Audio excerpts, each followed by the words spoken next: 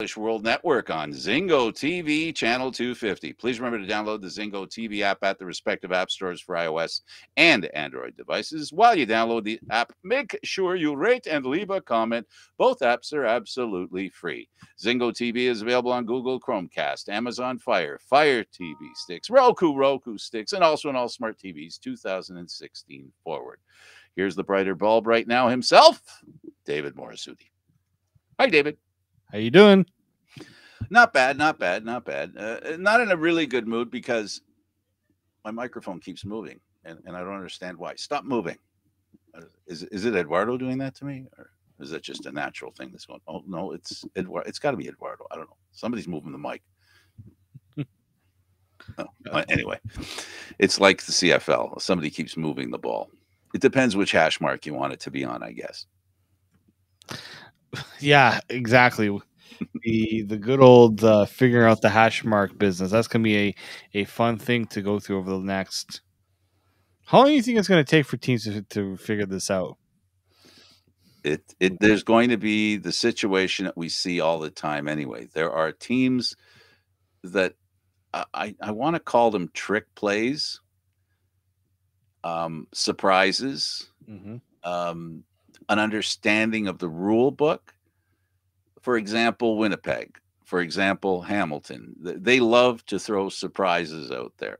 Yeah. If you're an Argo fan, you know exactly those two teams have done it to them over the years. So it'll take a while. It'll be to varying degrees for every team. How advantageous any of the new rules are may not be, we may not be aware of it immediately, but I can tell you somewhere down the road, long before the playoffs, there's going to be an opportunity to go, oh, so that's what it's going to look like. Yeah, no, for sure. Some were saying that special teams is really where hash marks is really going to play, where it's kind of playing the biggest role right now. Well, it's easier on the kicker, right? Yeah. And it's interesting because you kind of want to get more points. So why are you making it easier for the kicker when you want? Well, you're getting more points. When the kicker's getting 70% of your points and you make it easier for them, that you're starting at a higher percentage of the total points. That's just a joke. I'm just kidding.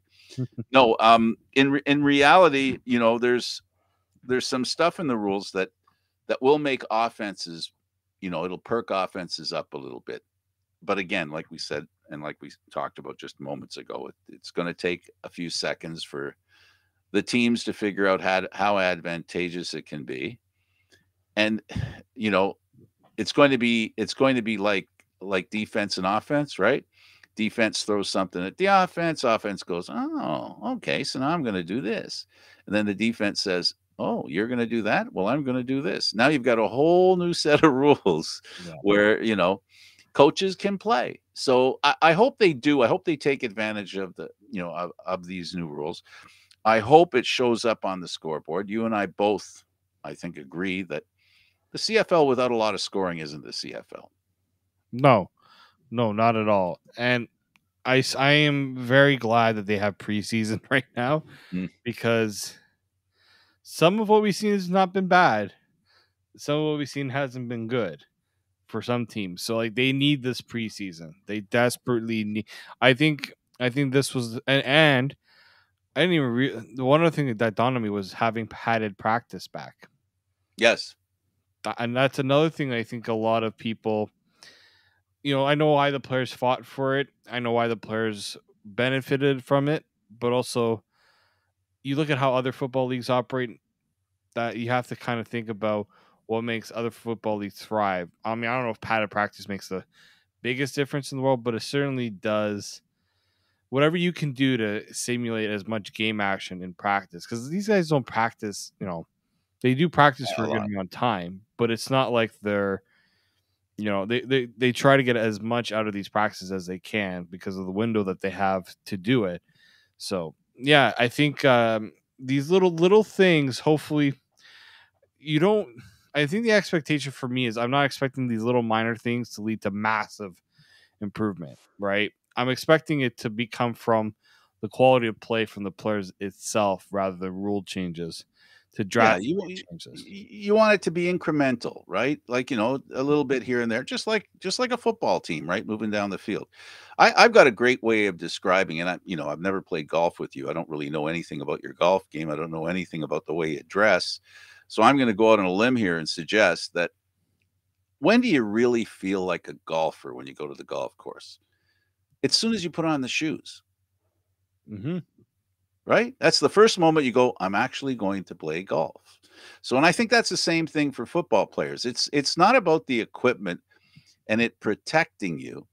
Mm-hmm. It's the creation of something that that triggers your memory that you're playing football, and wearing the equipment says you're playing football. If you're not wearing equipment, you're playing flag football. That ain't football. Not to football players anyway. It's about contact. We talk about it in every sport, where well, at least sports where there's physical contact, like hockey, lacrosse, and other sports like that, or even boxing. Until you get the first punch, you don't really feel like you're in the game, right?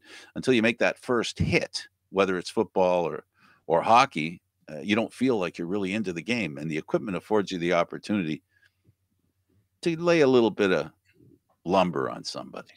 You know what? And it's like when you go out to practice and you're putting on the full gear, you feel like you are getting ready to play in the game. It's not practice. Right. It's business time. Exactly. So I totally agree on that. I think when it comes to getting the most out of practice, I mean, that's the only way teams are going to improve is if you practice and you're able to take what you did in practice and put it on the field. So why not try to simulate as much of what you're doing on the field during the game in practice? So, well, we saw a perfect example this week of that theory and that thought.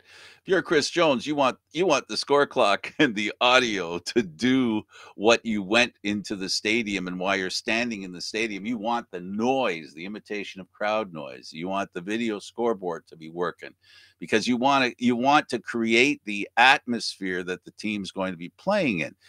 Just like putting on the uniforms, also playing through loud noise for the offense is really important. It's an adjustment that they need to be prepared for, and they need to understand immediately before they even go on the field that they're dealing with it. It's not something that you just, it naturally happens. So like everything else, you physically have to, they call it a run through for no other reason than that's what it is. It's a run through. Exactly. I mean, the only time I remember before the rule came in about changing from padded practice, the only times you would ever see players not have their full gear was for walkthrough. And walkthrough is it's a 20-minute thing where the team just goes through the plays. This is play A, this is play B. Where do guys have to go? Where do they have to be? And that's it. They're not actually throwing a ball. They're not actually doing a full run. It's just like the Argos at one point I remember covering a practice and they did a walkthrough in a tennis court. Like they've done it in the gym, when it's inclement weather outside. So they do that all the time, like you're saying. But it doesn't have the same feel as wearing your uniform and actually running patterns. Not at all. Throwing a ball, catching a ball. No, you can't really. It's so hard, right? We always talk about why is the NHL have so many preseason games? Well, it's mainly because you don't want to see the quality of play in preseason happening in the regular season. In baseball is I think the most meticulous one. They have spring training because hitters need to hit a X amount of has a certain amount of at bats before the season to get their timing right. Pitchers need X amount of innings pitched before they get into their routine, right? It's all about building a routine, if teams go through so many changes, you have to build relationships. You don't think a quarterback needs time with the receiver.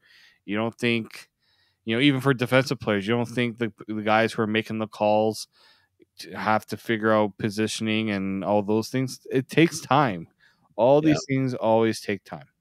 Muscle memory is great, but you need muscle realization. You need the reality of actually using your body Yeah. and watching how it, because let's be clear, every athlete's a fine-tuned machine. So, in every fine-tuned machine, at Indy, they don't just start the cars and go around in circles. They No. have, they have practice runs. It's all the same thing. You got to get the machine going. You've got to make sure the machine is running the way it's supposed to. If there's any issues, you need to identify them before the games are real. That's why they need the extra, the innings pitch. That's why they need batting practice. That's why they have fielding practice. And if you look at the Blue Jays and the place they've created down there in Dunedin, you get a real indication of what practice, preparation, execution, what it all really means and how complicated it is, and good for them. Let's talk about the first game. The first game of preseason was Toronto going into Ottawa. Was a little bit of an adventure for them to get there. My quick summary of the game is that it was a very intense game, mostly for Ottawa. And I'm going to write it off to you. And I have been talking all off season about Ottawa and the work that they've done. They really wanted to show, the staff, the fans, everybody out there that, oh yeah, we really made some changes, and they did a great job in literally displaying all the changes, including Mazzoli, which, normally, the Argos didn't use McLeod Bethel Thompson at all in that game. Mazzoli came in and played there for a bit. They used all their quarterbacks. It was a game that it seemed like Toronto didn't seem ready to play. And and then it seemed as they weren't ready to complete the game either. Yeah, defensively they looked pretty good, right? Offensively, yeah, a lot to be desired, right? We know that this is a team that is trying to make up for a pretty, it was a good season for them, but they knew they left a lot out on the field, right? They sure did. This was a team that was making a pointed effort in saying we need to get more plays down the field. We need to be able to push those long plays. And I even said you got to get the quarterback that's able to give his receivers a chance to make those plays. Unfortunately, in this game, Chad Kelly did that. Pretty sure it's one of the first plays of the game. He threw a long pass down the field. That's what the Argos need. That's what teams need. The defense needs to be able to respect the deep ball, right?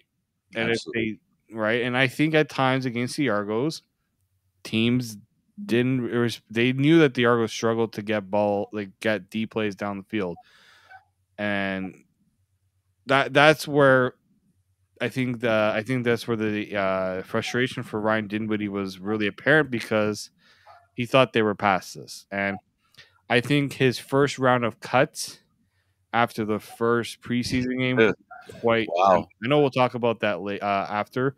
We're focusing on the game, but I think this game was also a bit of a wake up call because we talked about how loaded the East is.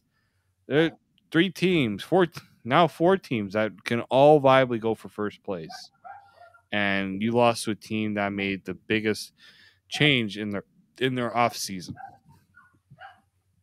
Well, I think the best way to accentuate what you said, Javon Leake. Sorry, this is rushing. I want to go to receiving.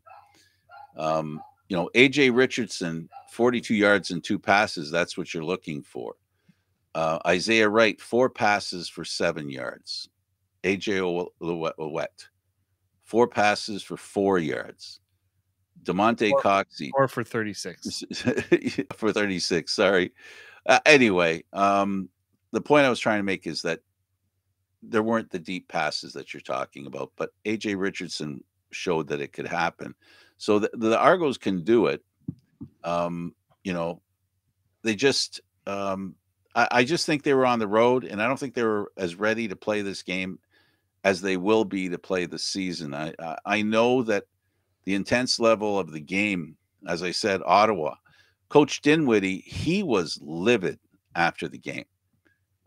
You could see how frustrated he was and how much he expected, and they didn't deliver. Um, I can see that he's a very intense guy, Mm-hmm. but this was just an exhibition game, right? It wasn't. But I think he knows what you said, which is you got to come out of the gate in a hurry here this season in the Eastern Division. Yeah, no, for sure. I don't have I know some people are like, it's preseason. Let's not get too worked up about it. Well, problem is coaches need, they need to, they can't set the standard that it's just preseason. We'll get it together.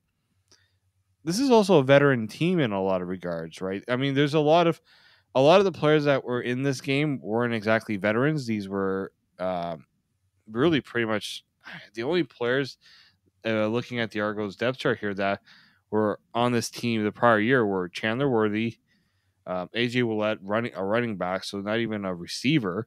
Like, these were a lot of newer guys too, guys that they're giving an opportunity to, and I think there's a bit of a message that it wasn't good enough, right? And we're going to see in the second game, we're going to see a lot more of the starters get their chance, and maybe that's a bit of a message to them too. You know, Yep. you Well, guys, they released Antonio Pipkin, so they're saying, and Chad Kelly's their number 2 guy. yeah. I know we talked about it a little bit, and you want a guy with some CFL experience, a lot of guy with experience to be the backup, but I'm more of a give it to the best player, give it to the guy that's going to give you a little bit more. And Chad Kelly, even though it's only a limited amount of time we saw him on the field, but I see a guy here that wants to make plays, the guy that's trying to do all the things that are necessary to be successful. Um, I'm actually kind of glad that they're giving him the opportunity. I I think, like the way they used him. I like the way the coach put him in for a string and then sat him down, and I'm sure they all had conversations. So da da da da da da, and then he went out a second time a little later. I like that way of doing it, to give a guy pause to think about what just happened and prepare and ask questions considering what he saw. Because again, like putting the pads on, actually throwing the ball yeah, makes it more real. And the game was more real to Kelly. He heard about the Canadian Football League. He's watched the Canadian Football League. Now it's a question of executing in the league. And I liked his ability to run. And man, does he have an arm.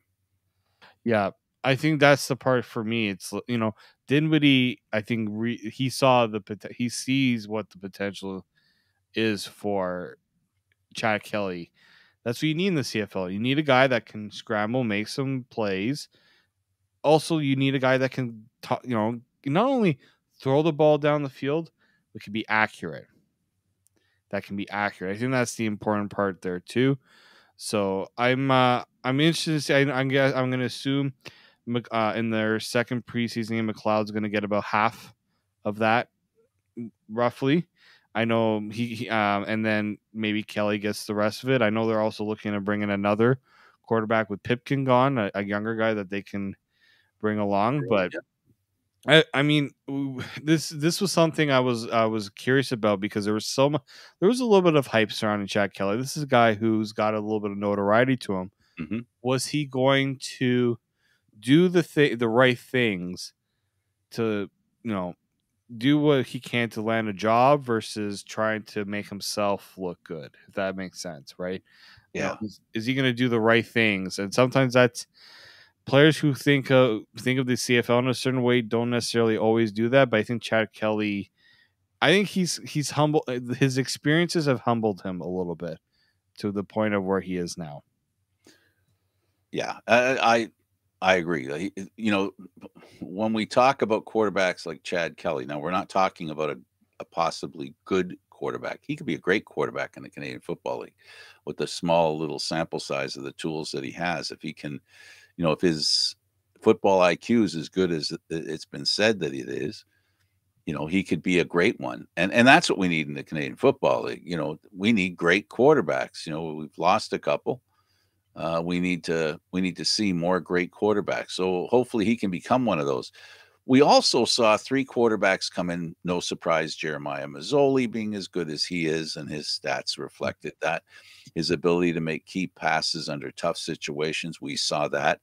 But I also was impressed equally of Caleb Evans and Tyree Adams. They both impressed me. Good percentage in throwing, good yardage in the passes that they made. They looked really good. Yeah, it just didn't land to a lot of points, right? No. I know it's the first preseason game, but I think for Ottawa, it's not just important to get Jeremiah Mazzoli going because we know what he can do. It's who's going to be the guy behind him. Who's going to push to be the guy behind? I'm going to assume Caleb Evans will have the inside track because of what he did last year and his and all those things. But I think there could be some. Ottawa will be very interesting because we also know Jeremiah Mazzoli hasn't been able to stay healthy, so that backup position is going to be very important for them. Yeah, absolutely. I was impressed with you. You talked about how impressed you were with the Argo defense. I have to agree, the Argo defense was really good. I also was very impressed with the desire that Ottawa played with, and I really think they looked really good too. Now, they listed both the quarterbacks at 6'2" for Ottawa. The difference being that Tyree Adams is 185 pounds. Not a big guy. No. Does that matter to you? It depends on the role that they expect of him, right? Is this a guy that you're gonna put in on the short yardage? Yeah, that's you almost have to make him the backup. Yeah, I can see that. But I think with size, it's Caleb Evans isn't exactly a big guy either, if I'm not mistaken. 6'2", he's 6'2", 210. Okay, so he looks smaller than I guess. I looked. I did. I don't think the weight is too big of an issue. I mean, for some it might be, but short yardage, you got to have a guy who's a little bigger. So how will this work? I mean, this is a great example. I think what we're seeing with Ottawa after one game, they're a great candidate for the 2 quarterbacks in the backfield. You can run Tyree in the short game and then have Jeremiah and Caleb out there at the same time. I'm just going to be interested when it first happens and see how defenses react. Yeah, I think you also have to be kind of mindful about that too. I don't think you can go to that well too many times with the 2 quarterback plays because teams will catch on to it. Defenses will catch on to what you're trying to do.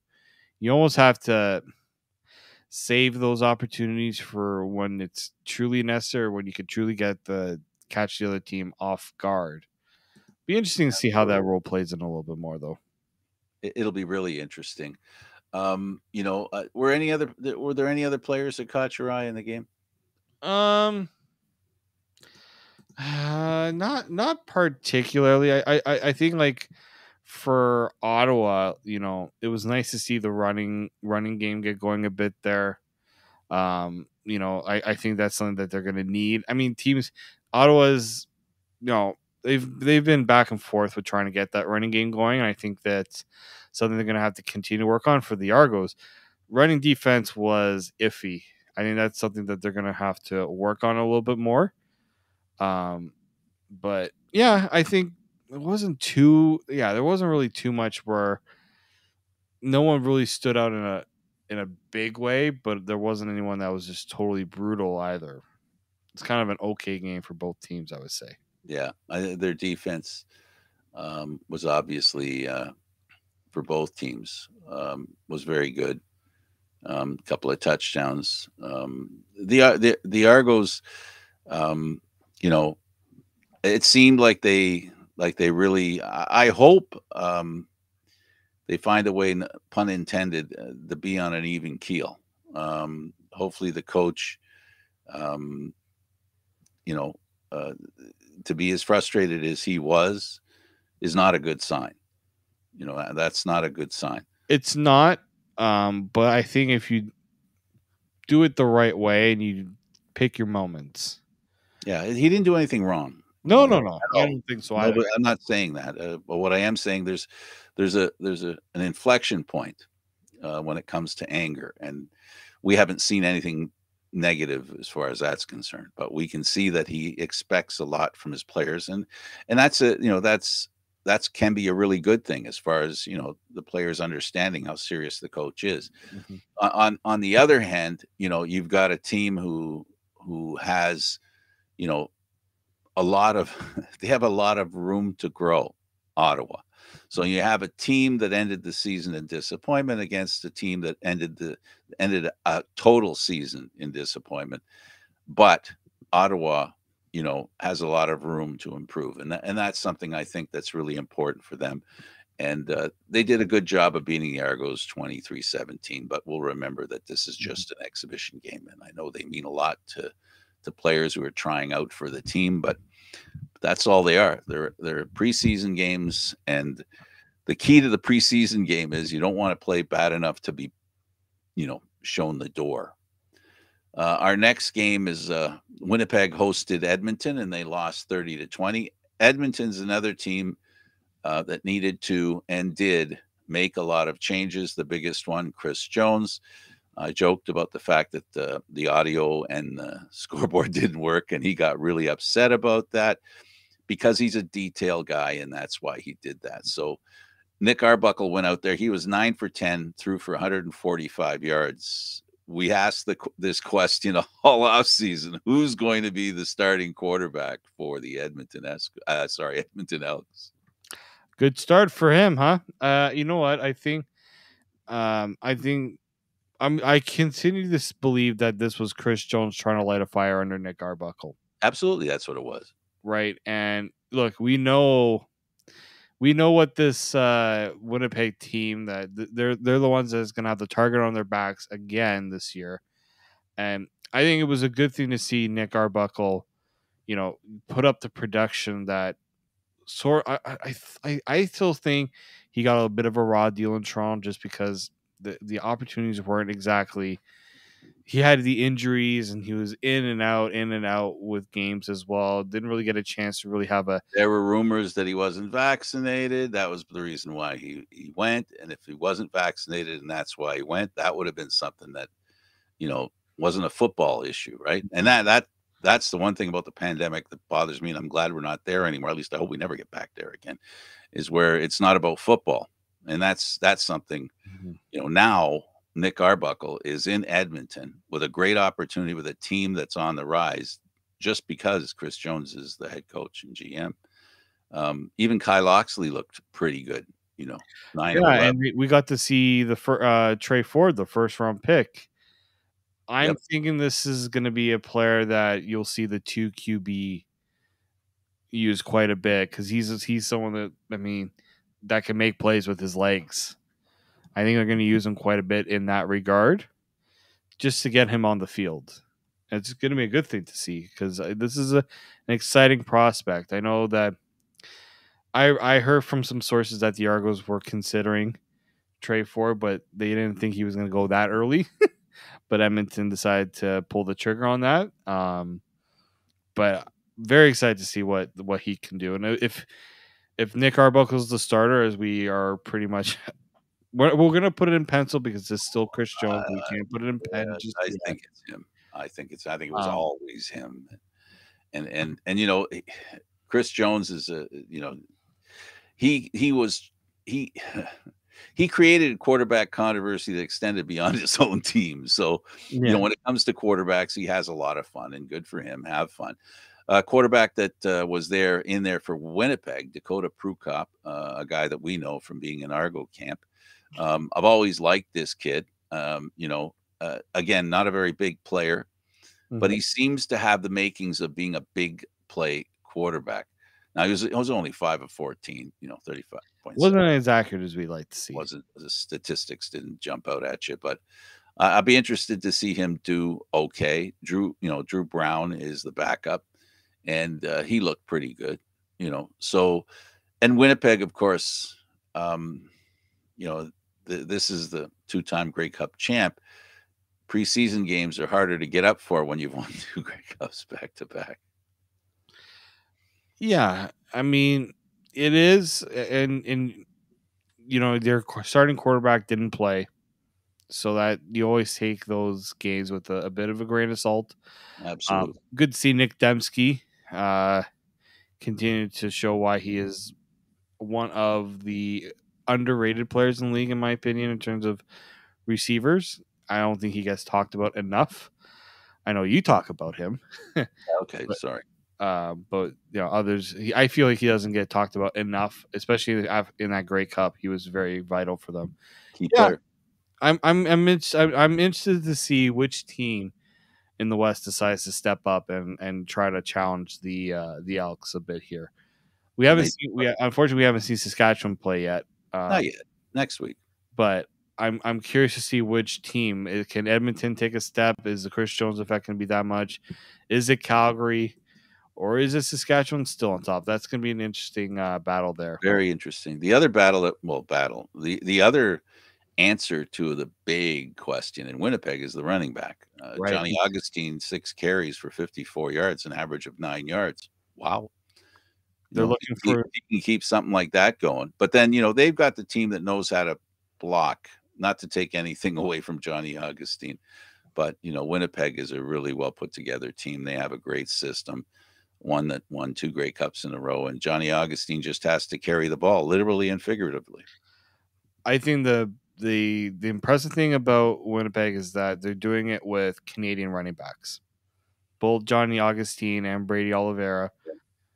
That's very impressive in that regard, because absolutely, they just let a future CFL Hall of Famer, probably arguably the best Canadian running back of all time, they let him go, and they still have 2 other really good Canadian running backs that average over. I always look at, if they can average over 5 yards a carry, that's pretty decent, especially in the CFL when they only get 9 carries in total between those 2 running backs. Oliveira 4.6 over his career, so he's very close to what you want. Exactly. And he took a bit of a dip after that first game, his breakout game, but I'm very curious to see which one of them gets the bulk of the carries. I know that maybe they do it by committee, as they're both Canadians. They can kind of have a bit of that flexibility there. But yeah, that's, I think, it continues to be a strength of Winnipeg, is finding those really impactful Canadians in those positions that necessarily don't always go to Canadians. Absolutely. Look at Cadwell Ader, Tanner Caldwell Ader. He led the team in tackles and defensive tackles, a Canadian from Georgetown, Ontario. He fits the description you just mentioned. Exactly. No, for sure. That's why Winnipeg has been able to sustain this run of dominance, is because they have these Canadians that they keep trotting out every year. So I'm for sure. And I don't know if I didn't watch enough of that. I watched the game, but I didn't watch enough to see if we saw the 2 brothers playing against each other. Because we had Trey Ford and we had Tyrell Ford on the other side. Yeah. For Winnipeg as well. I'm getting a lot more excited with these younger Canadians. I am. You should. I think CFL fans should get a little more excited about what the future of the Canadian talent pool is. Absolutely. I totally understand what you just said, and I feel the same way. When I watch the Canadian Football League, I know this is going to sound silly, but I don't look for who's Canadian and who's American. I like to watch the game, and I like to think that you really can't pick out the Canadians versus the Americans, once you get past certain positions, right, like quarterback, um, defensive line, you know, uh, cornerbacks are starting to become blended more. Linebackers, even linebackers are as well. So, this business about, lessening the amount of Canadians on a team, I don't buy it. I'm not for it. I like the idea that Canadian players are a part of the game in the Canadian Football League, an important part, an integral part, and they're starting to really show. Like I said, led the team in tackles, 5 tackles. So yeah, so Winnipeg all the time. They're always the team that shows us Canadian players and has them doing a great job. No doubt about it, but no but. No, for sure. It's again, this is why we always say when we do, eventually when we do our predictions for the season, always tough to unslot Winnipeg until somebody. Yeah, the only way to discount the champ is once they get beaten, and they're hard to beat. Our next game, if there's a team over the past few years that has fallen not freely, they haven't fallen freely, but they've fallen out of the talk about first place, Grey Cup favorite, the Calgary Stampeders. Is it fair to say BC unfortunately drew the unlucky straw to play Calgary first? This is a team, Calgary, that has a lot of pride and a lot to prove, and they have the players to do it. And needless to say, the management team as well. I think Calgary was getting tired of some people saying that they've taken a step back. Are you done yet? Like, we finally can say that when Calgary is not the same team. Bo Levi Mitchell's lost a step. Team's taking a step back. First preseason game, 41 points. No big deal. None whatsoever. 20 they scored 21 points in the fourth quarter, and the Argos and Ottawa struggled. I mean, to get. Well, that was their best quarter. Both, Toronto and Ottawa. That's when they really scored. Mm-hmm. This is like, what was it, 14-21 for 21. I'm trying to remember. It doesn't matter anyway. Yeah, they scored a lot of their points in the fourth quarter, and Calgary. This team, no matter how many times you try to to kick dirt on it, to bury it, they keep proving that nope, we're not ready. We're not done yet. We're not done yet. Last year was a beautiful example of a franchise hurting a little bit, starting out the season in a way that no Calgary fan wanted, no Calgary fan expected, and they recovered really well. And I'm just wondering, David, and I think this year might be a continuation of what they did at the end of last year. And if that's the case, Saskatchewan and Winnipeg are going to be in for a fight for first place. Yeah, I think I think what will break Calgary's season obviously has always been Bo Levi Mitchell. Absolutely. They have solidified their backup position with Jake Mayer. He's going to be their backup. He's proven that he can step in and provide with Bo Levi Mitchell injured. I'm just curious to see, that team has gone through so much transition, so much turnover, and yet, yeah, they always find ways with, to make it work. And I think, yeah, what impressed me is they did things a bit differently last year. It wasn't all on Bo Levi Mitchell. Kadeem Carey took he was I think their most important player last year, and their defense eventually got it going a bit. It took some time, but they finally figured it out after God knows, we always joke about finally the evil empire has fallen. In the CFL, the empire doesn't fall for too long for teams that know what they're doing, and we know John Huffnagel knows what he's doing. Yeah, Sean Bain kind of proves that point, running back a punt for a touchdown. Yeah, I think they're realizing that they need to get more out of their running game. Like we always have the it doesn't matter who plays running back for Calgary because they got Bo Levi Mitchell who's going to throw for a bunch of times. But Bo Levi Mitchell, he had 3 completions in this game, and he also threw 2 interceptions. That's not good.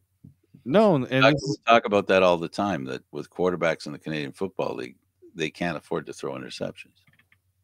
No, right? And on the other side with BC, the score maybe doesn't totally indicate everything that you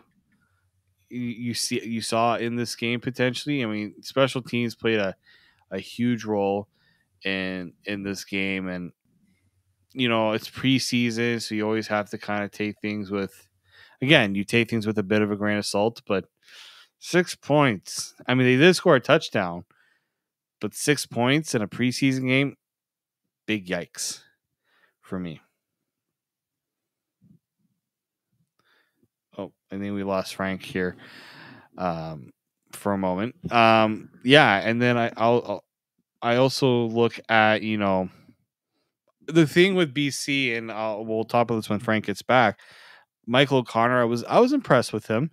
This is a guy who's finally trying to find out, can he be at least in the position to play some games at the CFL level. He did pretty well. Completed over 70% of his passes for 151 yards and a touchdown. I did like that from him. I'm curious to see. I still think that they need a veteran quarterback in BC. I know that that's something that they might look into because Kevin Thompson, unfortunately, did suffer an injury, and so I do think that that's a team with 2 young quarterbacks. I do need a veteran in there. And maybe this was a bit of a humbling experience, this game. To lose a game 41-6, they punted the ball 6 times in this game. It's quite a bit considering Calgary did 4 times. Not too bad of a discrepancy in that regard, but I think BC is still... There's fundamental flaws, in my opinion, with this team a little bit. Special teams, you can't have gaps like that. You can't give Calgary opportunities with the special teams to take over as they did in this game. You had a punt return go for a touchdown. That kind of kick-started everything for them. They had 1 missed field goal return for 45, another one for 36. That's not going to be good enough. And this is a BC team that new ownership, they're trying really hard to push things forward. And so, Frank, do we have you back? Yeah, no, I've been listening to you for the last little while. Yeah. But do you agree that this is a little bit concerning for BC, considering this was supposed to be a new owner that wants to make BC the next destination? They were a little more aggressive. They crossed the line too many times. 13 penalties for 145 yards. That's a lot of penalties. They tried really hard, but they weren't disciplined. And the penalties are just an example of a lack of discipline. I think that lack of discipline showed up through their whole game. And I think that's, in my opinion, that's what I think their problem was, is that they lacked discipline. And this is a team like Ottawa last year that disappointed, that expects more this year. But as far as we're both concerned, I think it's fair to say that they're going a different direction when it comes to quarterbacks. They're making decisions that go outside the norm. And if that kind of thinking permeates within the team at a few more levels, that means it's going to take a little longer for the team to gain confidence in the system that they have in place. Because when you do things differently, 2 things happen. You need more time to adjust to what you're going to do, A, and B, the players who are doing just that need a little time, and the confidence in the team can be a little, like in this case, they tried doing more and they got penalties. It's like in every other sport. When you're worried about you love your teammate, and you're trying to cover for your teammate, you end up doing things. Nobody plays well when everybody tries covering for everybody else. Everybody has a job to do. They got to do it. And penalties come up because somewhere, somehow, somebody's not doing their job. Yeah, 13 penalties for 145 yards. That's a lot. That's and 5 on defense, 5 on special teams. It's a lot. That's something that's probably driving Rick Campbell up the wall. Well, that's the kind of stuff that, that's not really the kind of stuff that training camps for or preseason. That's supposed to be stuff that you understand before you even take to the field. That's the scary part. No, for sure. Like that's something that every coach is just like, guys, penalties. Like they'll say it, do not take dumb penalties, and then unfortunately sometimes the game kind of overtakes a player a little bit, especially the emotional side of it. Absolutely. So I think there has to be you have to be a bit sympathetic at times. Some players, especially preseason, they try to see what can they get away with as well. Absolutely. Let's go over. I got a few minutes left. Let's go to the last game, and the Montreal Alouettes and the Hamilton Tiger Cats. Hamilton we had our friends. Aaron was at the pregame, the tailgate. Hamilton does one of the best. A shout out to all those folks at the Hamilton tailgate. It's always a lot of fun. I always look forward to going to those. Trevor Harris looked good, 9 of 12, 75%, 124 yards, a TD, no interceptions. Even Dominique Davis looked good as well. They just didn't look good enough. In the fourth quarter, they were outscored. They outscored Hamilton 8-6, but they still fell behind by 2 points. So this was a game that could have gone any way, and Hamilton is always very tough at home. So that says a lot about this close game on Montreal's, behalf. Yeah, I think, it was good to see that Trevor Harris is, still Trevor Harris, efficient, able to put up still able to put up some big plays. It was nice to see Dominic Davis look pretty good too. This is a guy that if he doesn't catch on in Montreal, maybe another team takes him on and says we can make something out of a guy who has some CFL experience. I talked a bit about BC, and they might need a guy with a little bit of a veteran experience. Maybe they take a look at what Dominic Davis, if he doesn't stick in Montreal, because you're the third guy. I don't know if that's gonna be an appetizing enough thing for both parties in that regard. I think it's nice to see that we're having teams close that gap on Hamilton a bit too at home. For too long, they were too dominant at home. Like I know at times Calgary was really dominant at home, Saskatchewan, Winnipeg, and Hamilton was. I think it's the crowd advantage too, right? You get a little bit of you get a bit intimidated when you go and play in those places. I just remember that Grey Cup. That was the most impressive part for me with Winnipeg, is they went into a truly hostile crowd. That was 90. Okay, I'll give it Winnipeg a little bit of crowd. I'll give it 85% Hamilton fans at that Grey Cup. And Winnipeg did not let that become a factor in the game, right? And so Absolutely. I think maybe this is a bit, Toronto had finally beaten Hamilton, and they got the better of them. Yep. Montreal came close in this one. They've come close to another game. So if I'm Hamilton, it's good you got the win, but now are you a little worried that teams are starting to close that gap on you a little bit and taking away some of those advantages? Well, I see that Matt Schultz got a chance to play. Good for him. 3 of 4, 75%, 20 yards. I like this kid. He's a great opportunity in Hamilton, because Hamilton plays the way he likes to play. He's a very aggressive quarterback, and he's a guy who loves making plays when plays are broken. He's a real fixer.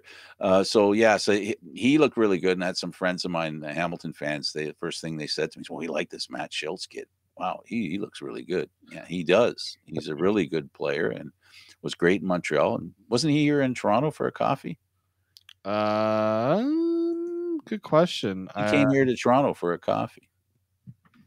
I'm not exactly sure. I Am don't. I thinking of him? No, you know what? It's not him. You're thinking of someone else from No, Montreal. I'm thinking of Pipkin. Well, I'll tell you this: the other quarterback, Jalen Morton, is a big kid, 6'3", 237 pounds, 24 years old, really young guy. Again, this is maybe another guy that will get that. Because we know Hamilton likes to do some interesting things on the field. He had 4 carries for 52 yards and a touchdown. His size, that's going to be I think they're going to use that to their advantage a little bit. Absolutely. They don't want Dane Evans running the ball as much as he did. He's taken a bit of a beating the last few years. So you got to find guys that are going to be able to do it and take that load off of him. Schultz was actually pretty good himself, right? He also had a touchdown on the ground. Yep. So it's going to be an interesting battle in Hamilton for that backup role because they've proven that they've needed 2 quarterbacks to get it done. So, and they don't have the safety net of Jeremiah anymore. They need someone else to step up. So it's good. That's a backup positions. I'm very curious about them all across the league because we have seen quarterbacks go down. We've seen guys have to step up. Which team is more prepared for it? That's what I want to see. Yep. Next week, the first game next week is Winnipeg and Saskatchewan. And just because you miss Saskatchewan so much, they play twice next week. Oh, yeah. Then I'm sure Dickinson loves that. Oh, we don't play, and we played twice in a span of a few days. They play the Tuesday and then they play the Friday. It's exhibition. It's exhibition. At least they have 2 different, teams that they can put out there. But coaching staff, it's like we got to prepare for 2 different games in the same week. Reviewing is going to be a little harder, right? For them, the game film diagnosing and tearing it apart is going to be interesting. But somebody, 9 teams, once Halifax is in, we'll solve that problem. So every team can play every week, or 2 teams can take a week off and nobody gets hurt. So it'll be interesting at that time. For now, this is what happens. Look at the Argos don't play in week 1. I think that can be a problem. That can be a problem. It before. I remember the last time they didn't play in week 1. It was one of the worst games I had ever seen the Argos play. They lost 60. It was in the 60s, and the home opener against Hamilton. Yeah, absolutely. Yeah, that's But look, the season started. There were some good games. There was some good scoring. The most important thing that I can muster, and with sincerity as well, by the way, is that as far as the CBA is concerned, we had a tiff. The owners and the players had a bit of a disagreement. The players and the players had a disagreement, but we won. The fans of the Canadian Football League won because we got a chance to watch football come back. It was glad, and also that they were able to establish a long relationship. This is 7 years is a good time frame.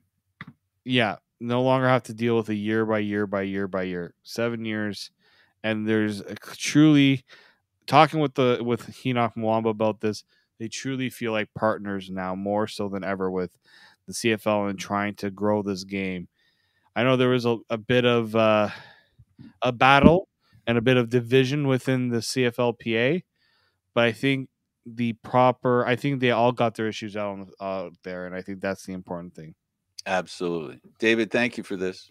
As always, I'm glad that we finally get to talk about games. Absolutely. For David Morassutti, I'm Candid Frank Stanisci. Thank you for watching CFL Talk, airing live Mondays at 9 p.m. Eastern Standard Time. This show can also be heard on the Spanglish World Radio Network.